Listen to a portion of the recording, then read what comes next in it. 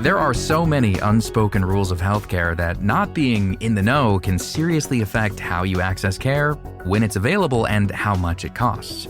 The Patient Advocacy Foundation is one nonprofit working to spread this knowledge, often helping people with problems they weren't even aware of. We actually say the reason people call us is never the reason people call us. So someone may say, I'm calling because I have a big bill and I just need to find money to pay for it. But then once we start working with them, we figure out they're not on the right insurance plan and they would qualify for all these different benefits, and we can find them transportation to their doctor's appointments. And so we're with them through that whole journey and teaching them how to advocate for themselves and how to apply for the right things. That's Donovan, Senior Director at the Patient Advocate Foundation. Millions of Americans have medical debt and don't realize that there are options that can reduce their expenses and help them strategize payment plans.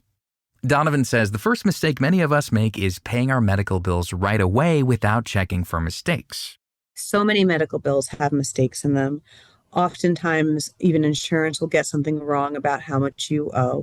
So the last thing you ever want to do is get a medical bill and pay it right away. Make sure you're checking for mistakes, like against your explanation of benefits. Make sure that they have your basic information correct. Even that generally you should know what your deductible is for your health insurance plan and how close you are to meeting it.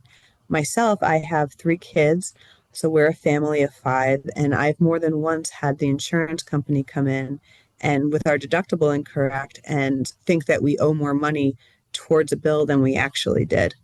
So it's really important to check and know your own plan and make sure you're getting your full coverage benefits. While checking for mistakes takes time, it can save you a lot of money in the long run. However, there is a limit to how helpful a watchful eye can be. Donovan says she used to be a big proponent of asking for an itemized bill, but that with today's systems, the potential benefits don't often outweigh the time and effort. I have been with Patient Advocate Foundation for about 13 years. 13 years ago, I used to say, ask for the itemized bill, check to see that everything is correct on it, that you weren't overcharged for X when you should have been charged for Y. However, in the time from then until now, the number of billing codes has doubled. And not only that, you can also amend a billing code. Something may look wrong that isn't, and at this point, there are billing coding professionals, and the likelihood that you'll be able to really drill down and catch something that's wrong may not be worth your time. But like she mentioned before, Donovan still encourages everyone to check for simple, straightforward mistakes because the chances of finding at least one are high. About half of all medical bills have mistakes in them, so checking for the obvious is a good place to start. Make sure it's actually your bill. Make sure it's been billed to the right insurance company. Check and see when your explanation of benefits comes in the mail that what the insurance company is saying you owe aligns with what the hospital is actually billing you or the doctor's office. Basically, take the time to check all of your bills instead of blindly paying because there's a good chance it'll save you money. Not only has research proven this, but it held true when Donovan conducted her own personal experiment. When I was pregnant with my youngest, I kept a spreadsheet of all the costs associated with that pregnancy, just for fun to see if what we've been saying all along about the number of mistakes and bills would apply to me. And not only did exactly half of my bills have mistakes in them, but if I hadn't caught them, it would have cost me about an extra $2,000. Donovan says when you catch a mistake, it's often an easy fix by calling the billing office, and the most annoying part is simply being on hold for a bit. However, there are cases that are much more difficult and require unyielding persistence and patience. Donovan had this experience after her 20-week ultrasound appointment. She received a bill for $500 even though she'd already met her deductible. However, when she called her insurance, they informed her that she was mistaken and the bill was correct. So I did something I almost never do, and this comes full circle to why we always delay before we pay, and that is that I sent a check for about $500 right away. And then the next day I got another bill for about $500 in the mail. And I call my insurance company again, and they say, oops, we thought that was the one you meant yesterday. So you do owe that one, but the one yesterday you don't have to pay. And I had already paid it. And then that was for a 20-week ultrasound. My son was walking before I got that money back. It took her more than 25 phone calls and multiple conversations with the billing office and insurance company, both on the line, which weren't always productive. The billing office would lie to me and say that they had taken care of it, only for a week later for them to say that they hadn't, or that they had talked to someone when they hadn't talked to someone. And when finally it all worked, the conclusion was that my insurance company called me and to say, we want you to know after all this that we finally received the correct bill from them and we sent them the refund check. So you should be getting a refund from them. Donovan still had to call the billing office and demand her money back before they finally sent a check. I like to share that story for a couple of reasons, but the big one is that I do this professionally. I have been with the organization for 13 years.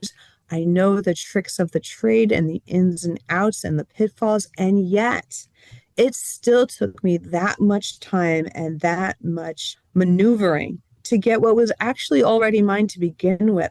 So I am so intent on making sure people know that the help is available for them, because most people don't have any of that context or knowledge. Another major piece of information that many people don't know about is that the price you owe isn't always the price you have to pay. Donovan says many people unknowingly qualify for financial assistance through their hospital. A lot of hospitals won't tell you up front that you qualify, so you have to seek out that information yourself. And you should never assume that you won't. A lot of hospitals, I know New York hospitals, that will provide assistance up to incomes in the six figures. So that's out there and it's available. But different hospital systems will qualify you in different ways. For some, you have to live within a certain geographic range even of the hospital. It all depends on what they've set up and what they provide. So, and sometimes how much you make may qualify you for getting a complete 100% wipeout of your entire medical bill, or sometimes it may provide a discount, but that is the absolute best place to start. After checking if you qualify for financial assistance, you can also look into negotiating your bill. But before calling the billing office, find out how much your care usually costs, what your insurance covers, and how much you're able to afford. What your goal is to see what a reasonable price would be, including what your insurance has already paid. And then look at what you can afford. Most hospitals will set up some type of payment plan. It is better financially to set that up with them rather than, say, putting $20,000 on a credit card and dealing with those high interest rates. The key is to offer them something and see if you can lower your overall commitment. Because ultimately, so many times, hospitals are going to be worried that they won't get anything out of you.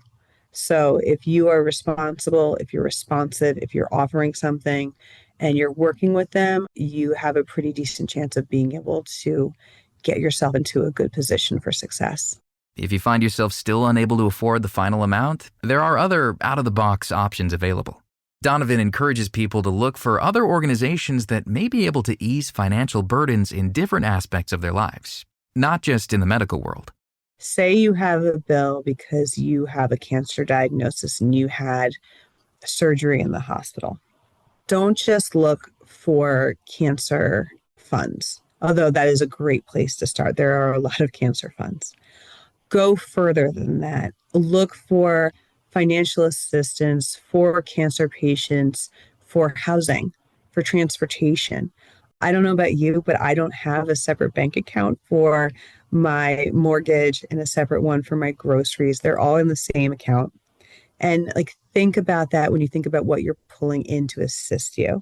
If you can free up money that would have gone towards your rent or mortgage and put that towards that medical bill, you're still coming out ahead. The Patient Advocate Foundation has a national financial resource directory that makes it easy for anyone to find organizations that fit their unique needs. There are so many ways to lower your costs and so many great organizations out there to help you once that you've negotiated or even once you've landed on a final number, that doing it completely by yourself and paying full price is really shortchanging yourself. The full list is available at patientadvocate.org/financial. You can also find it and more information about Caitlin Donovan on our website, ingoodhealthpodcast.org. For more behind the scenes, follow In Good Health Pod on Facebook, Instagram, and X. Our writer-producer is Kristen Farrah. Our production manager is Jason Dickey. I'm Greg Johnson. Each week on the Viewpoints Radio podcast, you'll hear from our leading experts on an important topic within education, history, society, psychology, and more. It doesn't stop young people from engaging in social media or engaging in online activity. All it does is push what we already know is happening to a location that we can't monitor as quickly and clearly. Viewpoints Radio podcast is produced by our team of award-winning journalists. Subscribe today by searching Viewpoints Radio wherever you listen to podcasts.